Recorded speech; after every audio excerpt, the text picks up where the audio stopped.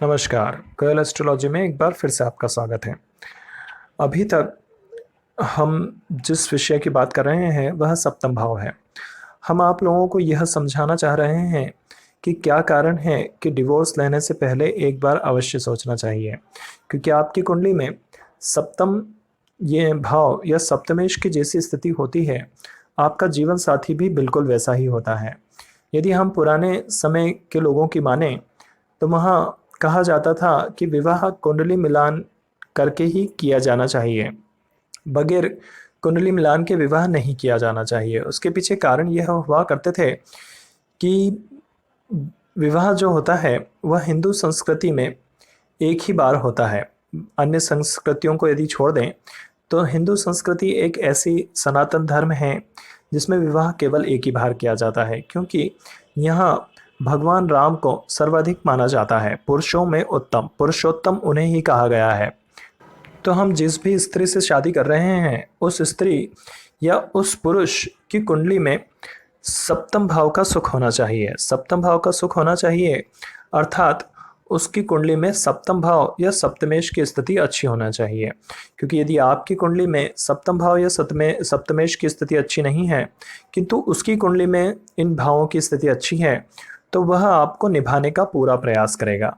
और यदि आपने एक ऐसे व्यक्ति से शादी कर ली है जिसकी कुंडली में भी सीधे आप ही की तरह सप्तम भाव या सप्तमेश पीड़ित हो रहे हैं या पाप ग्रहों से ग्रस्त हैं, तो ऐसी स्थिति में निश्चित रूप से विवाह विच्छेद होने की पूरी संभावना है। अब कुछ लोग कहेंगे कि अन्य धर्मों में कुंडली विवाह का प्रचलन नहीं है, क्या ऐसी स्थिति में उनका विवाह नहीं टिकता है? यह बिल्कुल सत्य है। यदि आप दूसरे धर्मों को उठाकर देख लें तो वहाँ पर एक से अधिक विवाह करने की अनुमति दी गई है, किंतु हिंदू धर्म में एक ही विवाह की अनुमति दी गई है। यहाँ तक कि भारतीय कानून भी इसकी अनुमति नहीं देता। वह भी यही कहता है कि एक स्त्री से जब तक आपका संबंध है और वह पूरी तरह से विच्छेद नहीं हो जाता तब तक आप दूसरी स्त्री के साथ संसर्ग नहीं कर सकते हैं या आप दूसरी स्त्री के साथ संबंध नहीं बना सकते हैं।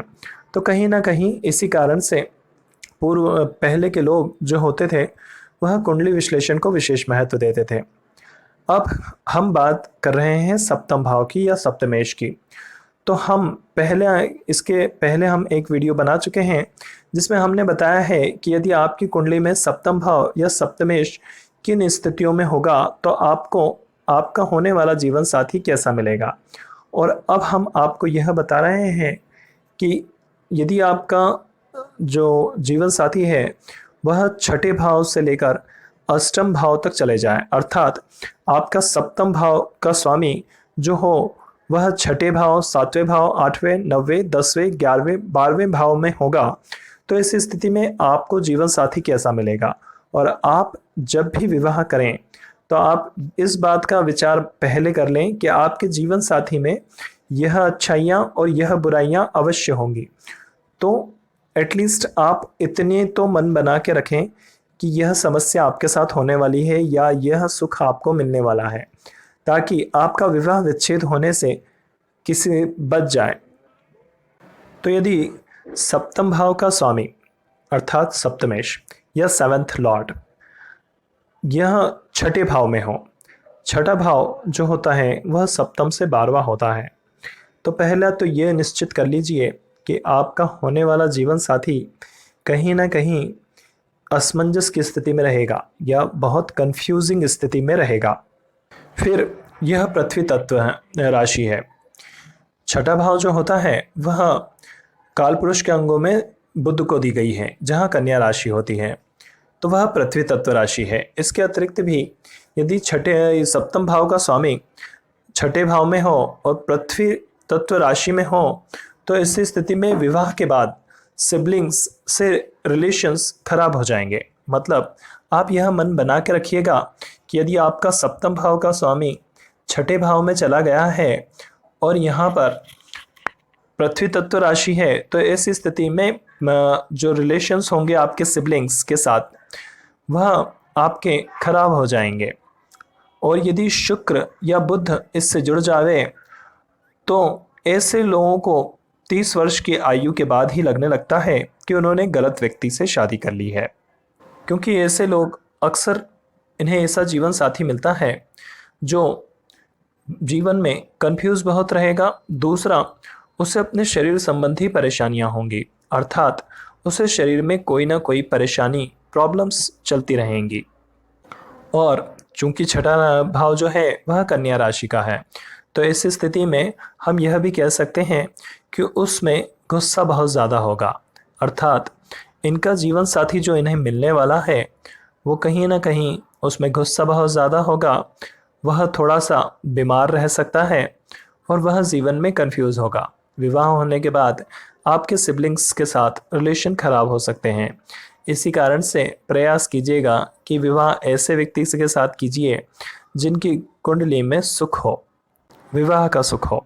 अब यदि यहाँ हम सिंह लग्न या राशि के लोगों को देखें तो इनके छठे और सातवें भाव, दोनों ही भावों का स्वामी एक ही होता है, अर्थात यहाँ शनिदेव जो होते हैं छठे और सातवें भाव के स्वामी होते हैं।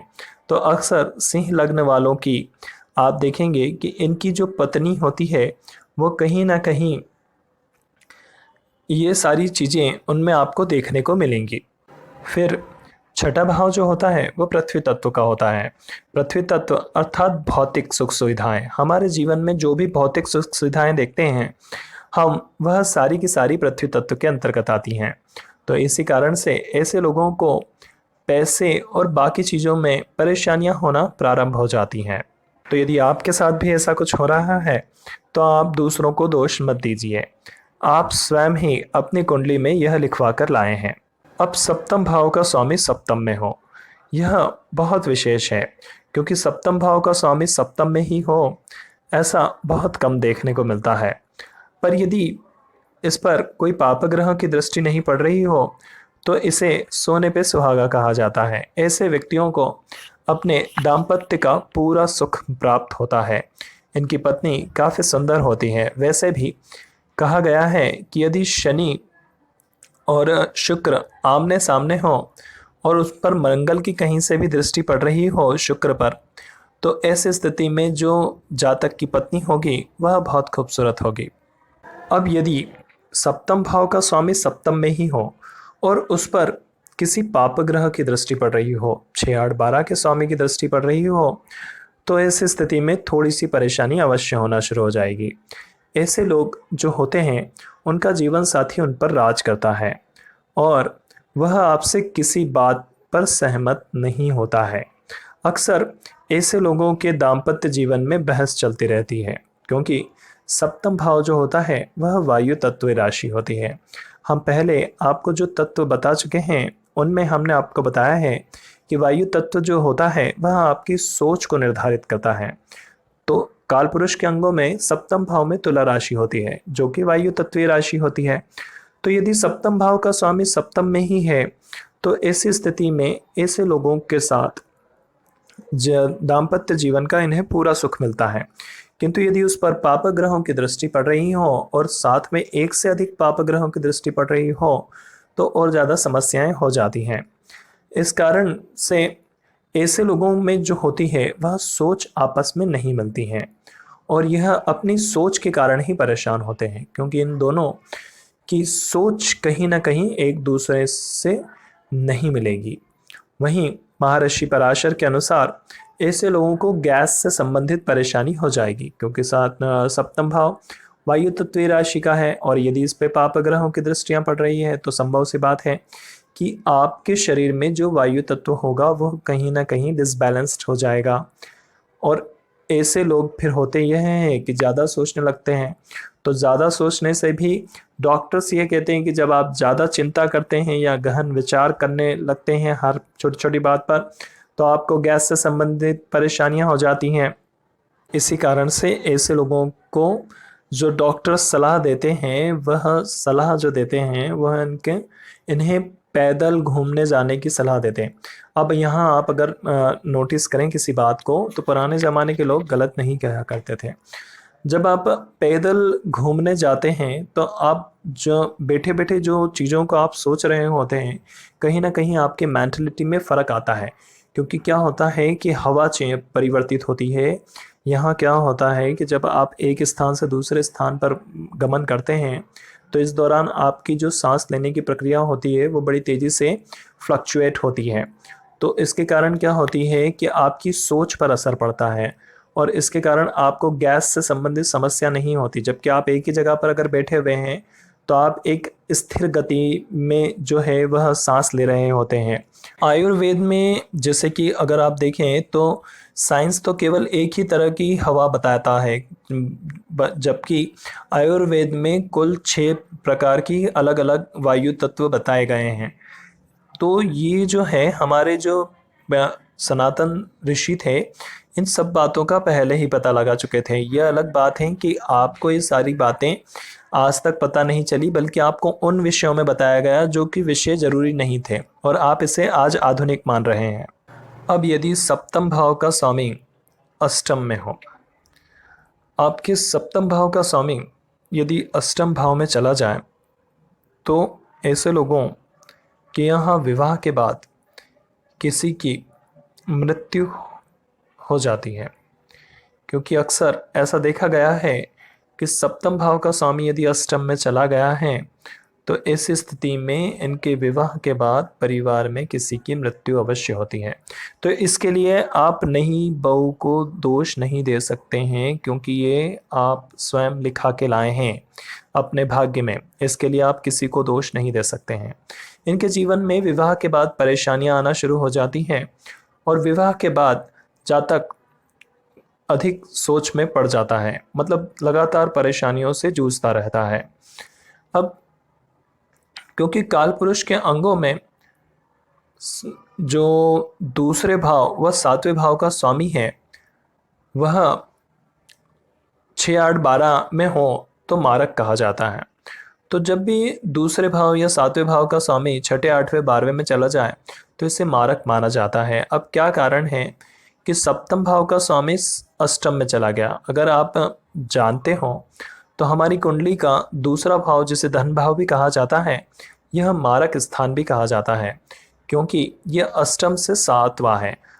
तो कहीं ना कहीं यह मारक स्थान में होता है। वहीं दूसरी ओर सप्तम का भाव स्वामी अष्टम में चला गया है तो अपने स्थान से दूसरे पे चला गया है, तो मारक में चला गया है। इस कारण से जातक के जीवन में कई सारी परेशानियां शुरू हो जाती हैं और जातक की आयु कम होने लगती है, क्योंकि वह उन परेशानियों से घिर जाता है। कर्क लग्न वाले जो लोग होते हैं उनके इसमें सप्तम और अष्टम भाव का स्वामी एक ही होता है, उनके इसमें शनि होता है। इसी कारण से कर्क लग्न वाले लोगों को अपनी आयु कम होते हुए दिखती है। हम पहले भी बता चुके हैं कि कर्क लग्न वालों का दाम्पत्य जीवन इतना सुखद नहीं होता है। इस कारण से उन्हें विवाह के बाद अपने जीवन साथी से ज़्यादा उम्मीदें नहीं रखना चाहिए, बल्कि उन्हें प्रयास करना चाहिए कि विवाह जैसे भी हो उसे निभा लें।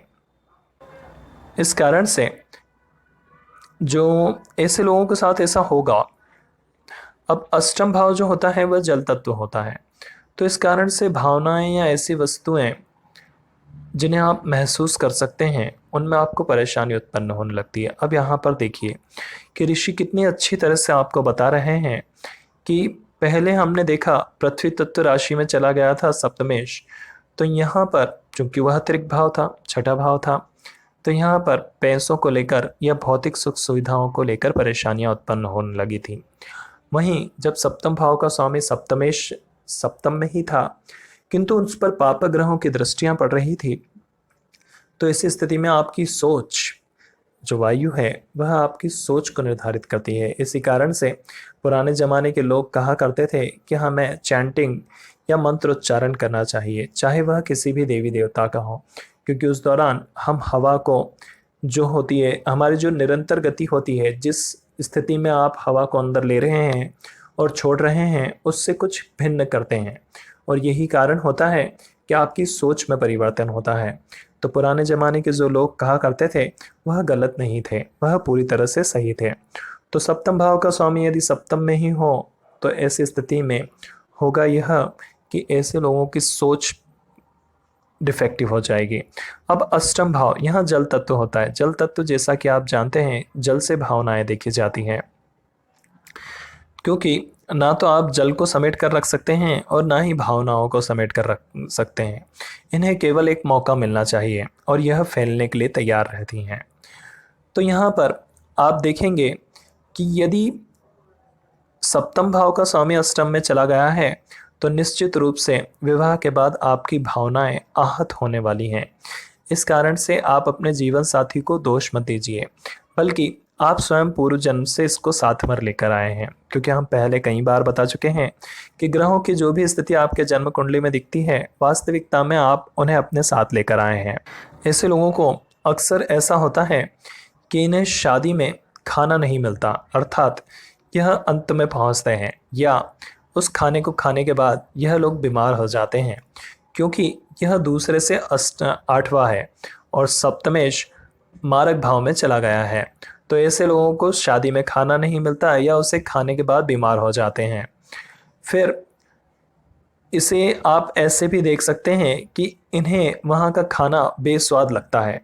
अक्सर ऐसे लोग शादी से जब वापस घर आते हैं तो शादी में बने खाने की बुराई करते हुए आते हैं, क्योंकि आप देखेंगे कि अगर अष्टम भाव में गया है, अगर सप्तमेश अष्टम भाव में गया है तो इसका मतलब है अष्टम भाव किसका होता है? मृत्यु का होता है।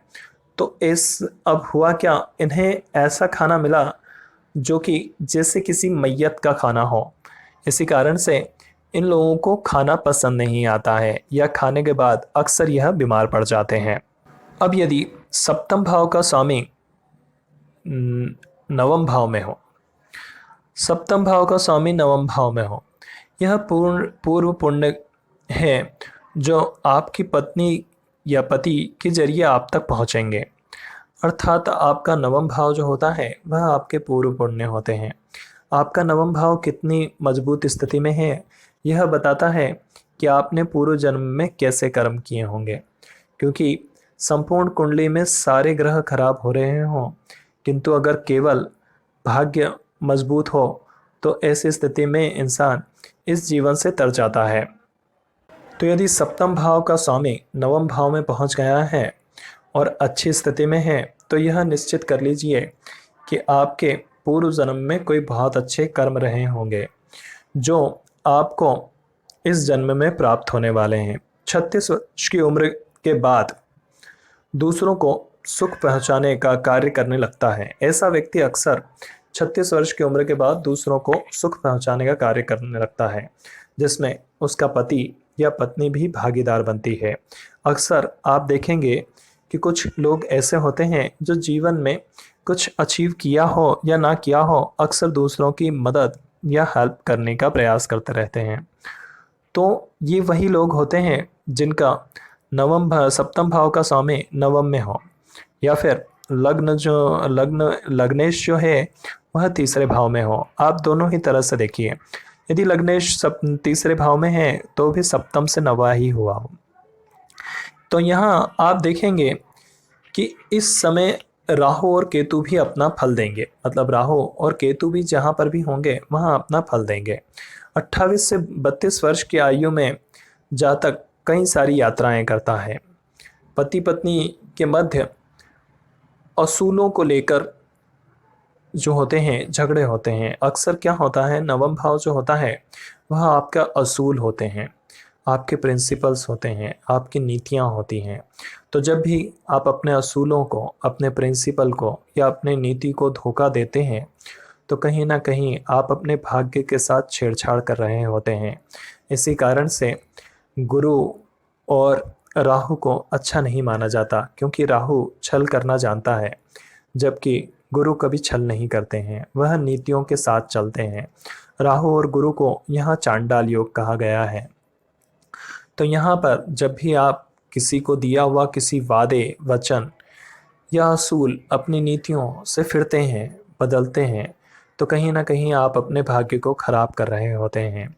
यही कारण होता है कि यदि इनमें पाप ग्रहों की दृष्टि पड़ रही हो तो ऐसे पति पत्नी के मध्य असूलों या प्रिंसिपल्स को लेकर झगड़े होते हैं और ऐसे लोग अकेला रहना पसंद करते हैं, यह किसी से संपर्क करने की इच्छा नहीं रखते हैं।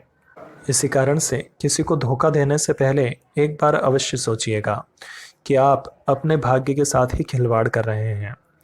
ऐसे लोग 33 से 39 वर्ष की उम्र में ऊपर उठना प्रारंभ करते हैं, अर्थात जिन लोगों का सप्तम भाव का स्वामी नवम भाव में हो और अच्छी स्थिति में हो, वह जातक 33 से 39 वर्ष की उम्र में ऊपर उठता है।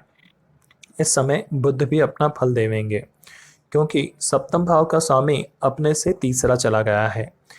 तो इस स्थिति में कभी भी आप सिबलिंग्स के साथ बिजनेस ना करें, कभी बिजनेस नहीं करें, क्योंकि सप्तम भाव का स्वामी तीसरा अपने से तीसरा चला गया है। यह आपके भाग्य को परेशानी देने का कार्य करेगा। ऐसे लोगों के साथ यदि आप बिजनेस करते हैं अपने सिबलिंग्स के साथ जिनका सप्तम भाव का स्वामी नवम में हो, और अगर ये अपने सिबलिंग्स के साथ बिजनेस करते हैं तो इनको हार्मोन इनबैलेंस की शिकायतें होती है।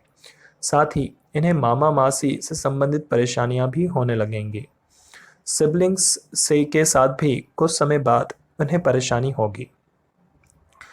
सप्तम भाव का स्वामी यदि नवम भाव में हो तो ऐसे लोगों की जब मृत्यु होती है तो वह कहीं ना कहीं किसी धार्मिक स्थान पर होती है।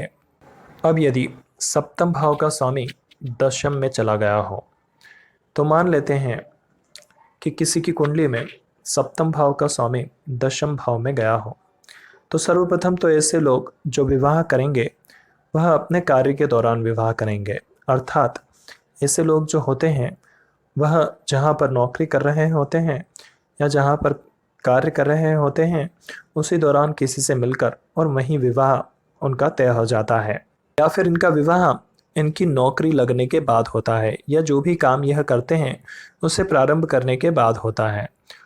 तो अब यदि सप्तम भाव का स्वामी दशम भाव में चला गया है तो ऐसे लोग अपनी पत्नी के लिए कार्य करेंगे।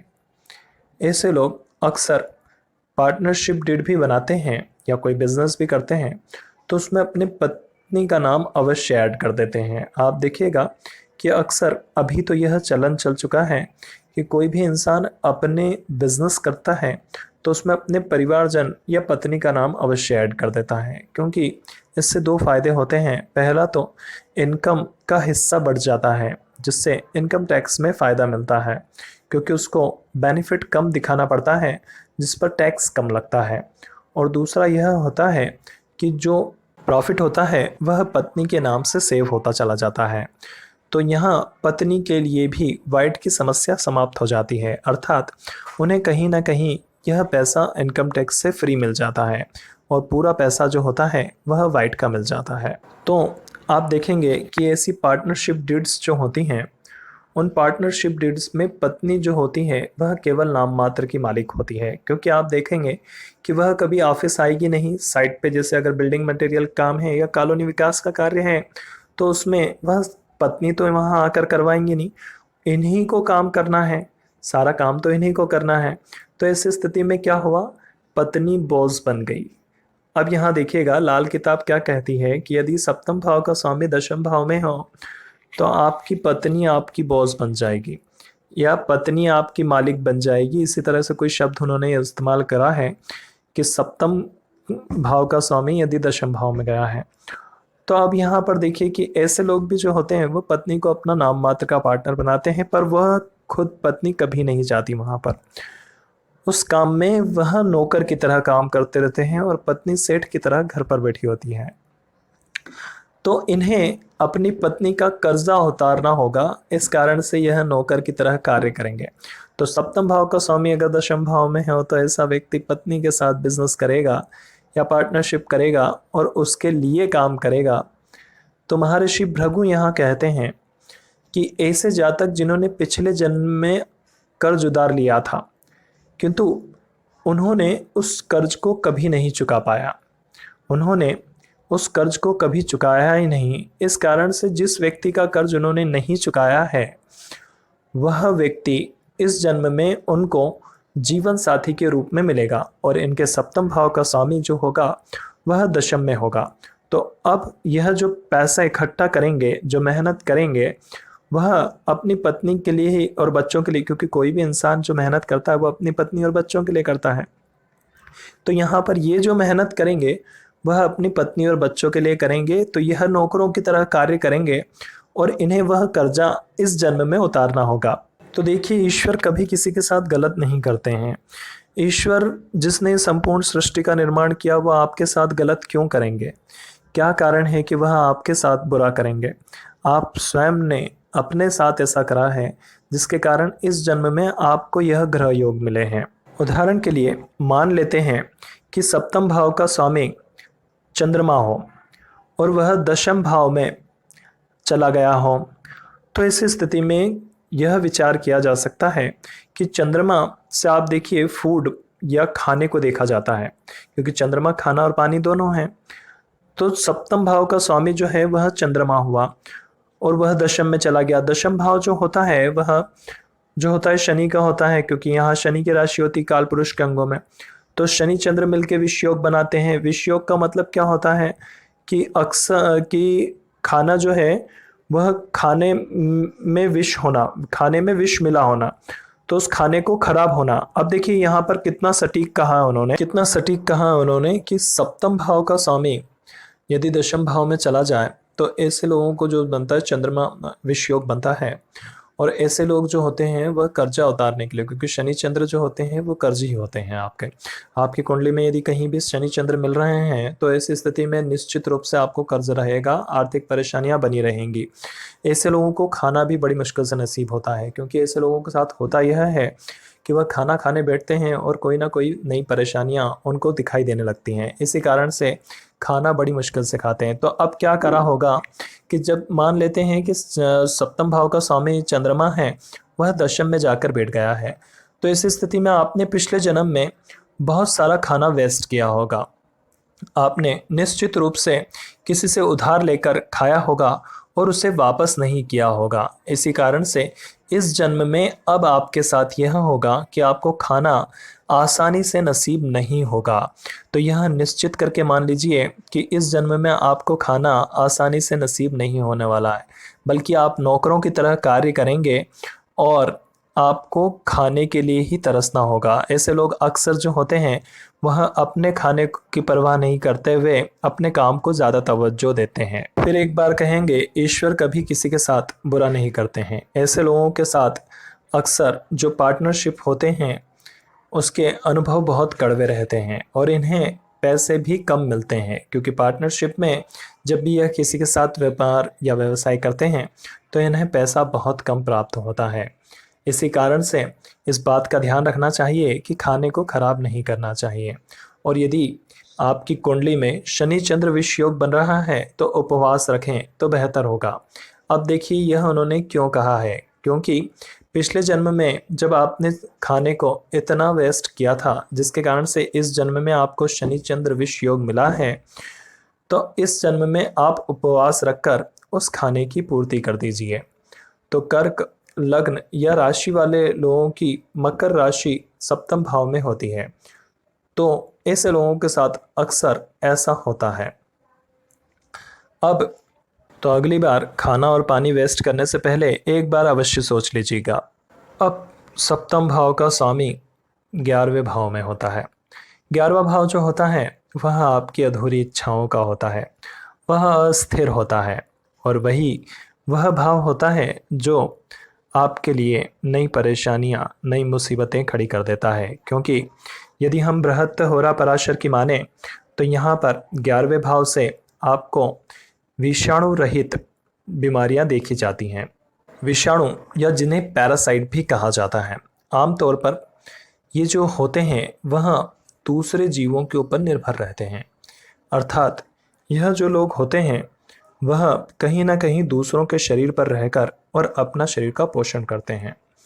यही कारण है कि सप्तम भाव का स्वामी आपको इस तरह की परेशानियां दे देता है, क्योंकि आप ऐसी स्थिति में पैसों पर निर्भर हो जाते हैं और पैसा आपको अंदर ही अंदर खाने लगता है और वह अपना वर्चस्व बनाए रखने के लिए आपका उपयोग करता है। यही कारण होता है कि 11वें भाव को पाप प्रभाव में सबसे अधिक बताया गया है, क्योंकि यह राहु का हेड ऑफिस होता है। इसी कारण से पुराने ज़माने में भी 11वें भाव को लोग बुरा ही कहते थे। अब आप में से कुछ कहेंगे कि 11वां भाव तो गेन का होता है, फिर इसे बुरा कहने से क्या आशय है। अब यदि आप हमारी पूर्व की वीडियो देखें तो हमने आपको बताया था कि आप इस जन्म में जो भी ग्रह योग लेकर आए हैं उन्हें बड़ी सौम्यता से और धैर्य से पूरा कर दीजिए, क्योंकि यह इसी जन्म में पूरे हो जाएं तो बेहतर होगा, ताकि आपको फिर अगला जन्म ना लेना पड़े इन्हें भोगने के लिए। किंतु होता यह है कि 11वां भाव कहीं ना कहीं हमारे दिल में इन चीज़ों भौतिक सुख सुविधाओं के लिए लगातार उत्साह जगाता रहता है, और यही कारण होता है कि इंसान अपनी इच्छाओं में बंधकर पाप कर्म करने से नहीं चूकता है। इसी कारण से पुराने समय में इसे बुरा बताया गया था। तो यदि सप्तम भाव का स्वामी यदि 11वें भाव में चला गया है तो एक बात और याद रखिए, 11वां भाव मल्टीप्लाई का है, अर्थात वह प्रत्येक चीज को बढ़ाने के लिए है। तो अब यदि सप्तम भाव का स्वामी यहाँ चला गया है तो इस स्थिति में होगा यह कि आपके एक से अधिक विवाह के योग अवश्य बनेंगे। किंतु यदि कहीं से भी गुरु चंद्रमा पर दृष्टि डाल रहा है तो ऐसी स्थिति में यह निश्चित कर लीजिए कि किसी न किसी कारण से यह योग टलता रहेगा। होगा यही कि वह आपके विचारों को गुरु बदलता रहेगा। तो अब चूंकि हमने आपको पहले बताया कि 11वां भाव जो है वह राहु का ऑफिस है, तो ऐसी स्थिति में आपके विवाह के निर्णय जो लिया जाएगा वह एकदम से लिया जाएगा, क्योंकि राहु केतु अचानक से कोई कार्य करना पसंद करते हैं, वह किसी के लिए इंतजार नहीं करते हैं। तो ऐसे लोगों के विवाह के निर्णय जो लिए जाते हैं वह एकदम से लिए जाते हैं, ना तो कुंडली मिलान किया जाता है और ना ही बड़ों की सहमति ली जाती है। और ऐसे लोगों के विवाह के समय गुरु खराब हो जाते हैं। वहीं विवाह के समय अब यदि परिवार वाले इन लोगों के विवाह के बारे में मान भी जाएं तो होता यह है कि विवाह के समय घर का सबसे बड़ा सदस्य जो होता है वह बीमार हो जाता है। अब यदि आप ज्योतिष की माने तो गुरु को सबसे ज़्यादा बड़ा कहा गया है, क्योंकि गुरु का आदर सभी करते हैं। तो आपके घर में जो सबसे वृहद इंसान है या सबसे बड़ा इंसान है उसे गुरु की ही उपमा दी गई है। तो उनके अनुसार आपके विवाह जो होता है ऐसे लोगों का, उनके विवाह के समय घर का सबसे बड़ा सदस्य बीमार हो जाता है। अब आपका जीवन साथी आपको इस जन्म में सिर्फ इसलिए मिलेगा ताकि पूर्व जन्म के जो आपके कर्म थे वह आपको याद दिलाता रहे, और यही कारण है कि आपको विवाह के बाद अपने कई सारे जो ऐसे कर्म याद आएंगे जिनके कारण आपका विवाह विच्छेद होने की पूरी संभावनाएं बनेंगी।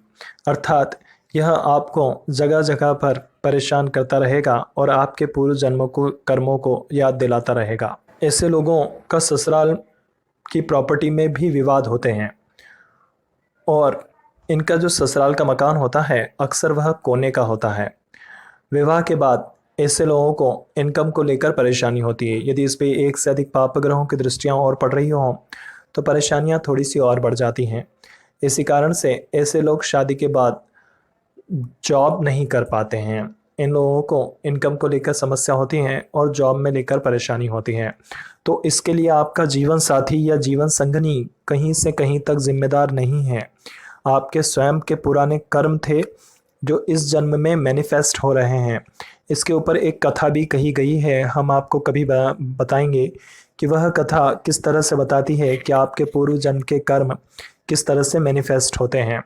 तो ऐसे लोगों को हमेशा कुछ ना कुछ नया क्रिएट करते रहना चाहिए, क्योंकि ये नया क्रिएशन करेंगे तभी इन्हें लाभ होगा। अब सप्तम भाव का स्वामी 12वें भाव में, 12वां भाव जो होता है वह देने का होता है, जिसमें प्रत्येक चीज को छोड़ दिया जाता है। यह मुक्ति का भाव होता है। तो आपकी इस जन्म में आपकी पत्नी आपसे लेने आई है और आपको पत्नी को सब कुछ देना पड़ेगा, यह निश्चित कर लीजिए। तो यदि सप्तम भाव का स्वामी 12वें भाव में चला गया है तो ऐसी स्थिति में आपको पत्नी को सब कुछ देना होगा, क्योंकि तुलसीदास जी यहाँ कहते हैं, धीरज धर्म मित्र और नारी आपतकाल परखिए सारी। अर्थात शादी के बाद ही जातक की असल परीक्षा होने वाली है। और क्योंकि सप्तम भाव का स्वामी अपने से छठे में चला गया है तो शुक्र यहाँ उच्च का हो जाता है। तो इस स्थिति में पत्नी या पति अक्सर बीमार रहेगा, पत्नी या पति से कष्ट मिलेगा, क्योंकि अब वह समय आया है जब आपको पत्नी या पति के लिए मेहनत करनी पड़ेगी और अपने पिछले जन्म के कर्मों को काटना होगा।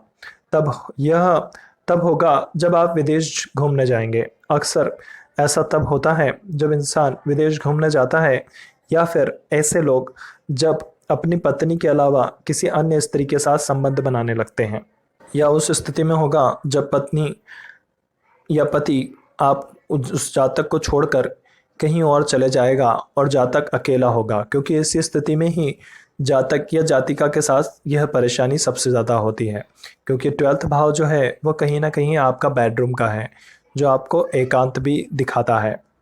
तो इसमें लाल किताब कहती है कि पत्नी या पति को पूरी इज्जत दीजिए। अर्थात यदि आपका सप्तम भाव का स्वामी 12th में चला गया है, अपने से छठा चला गया है, तो ऐसी स्थिति में आप पति या पत्नी को पूरी इज्जत दीजिए, तो ही इस विवाह को संभाल पाना संभव हो पाएगा। अन्यथा यह विवाह विच्छेद होना निश्चय हो जाएगा। इससे होगा यह कि राहु का प्रभाव कम हो जाएगा। शुक्र या सप्तम भाव का स्वामी उच्च का हो या 12वां हो, तो दोनों में से एक को नींद नहीं आती है। अब ऐसी स्थिति में होता यह है कि हमारी नींद चैन सभी उड़ जाता है। तो आज का बस इतना ही। हमारा आपको यह सब बताने के पीछे उद्देश्य इतना ही था कि यदि आप अपनी पत्नी या पति से दुखी हो गए हैं और उन्हें डिवोर्स देना चाहते हैं, तो एक बार फिर से सोच लीजिए, क्योंकि आपको जो अगला व्यक्ति मिलेगा वह भी शायद ऐसा ही होगा। उसकी कुंडली में सिर्फ कुछ ग्रह भिन्न हो सकते हैं, किंतु आपकी कुंडली के ग्रह तो वह उसी स्थिति में हैं। तो आपको यह चीज़ भुगतना दोबारा से होगी। अक्सर आपने देखा होगा कि जो लोग एक से अधिक विवाह करते हैं, बाद में भी उनकी स्थिति वैसी ही होती है। बस होता यह है कि बाद में उनको सब चीज़ों की आदत पड़ जाती है और वह सहन करना सीख जाते हैं। यह वीडियो बहुत लंबा हो रहा है। धन्यवाद।